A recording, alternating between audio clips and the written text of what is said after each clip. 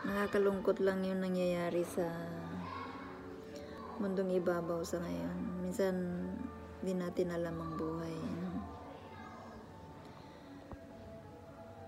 Pag ikaw ay inabuso ang sarili, hirap din. Hindi mo matutungtong ang 50, hindi mo matutungtong hindi mo maranasan maging senior.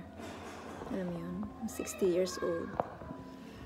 Kapag kapanahonan ng kalakasan mo, ganun, naabuso natin yung sarili natin. Kailangan alagaan natin yung sarili natin sa panahon ngayon. Sa dami-dami ng kahit na sabihin natin may gamot, hindi natin alam yung epekto ng gamot.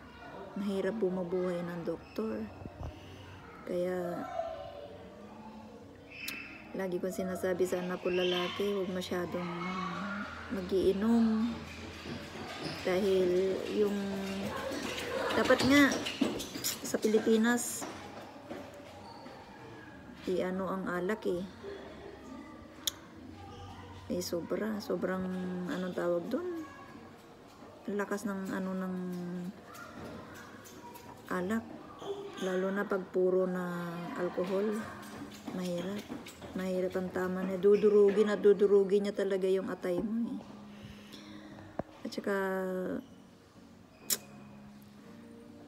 alam mo sa panahon ngayon ang hirap, kung wala kang pang sustento sa doktor, wala, kawawa lang yung mga iiwan mo. Kaya dapat pahalagahan natin yung health natin. Mahirap yung tipong kahit na hindi ka mayaman, kahit na mahirap ka lang, basta masigla ka, wala kang sakit, parang mayaman ka na rin Alam mo yun?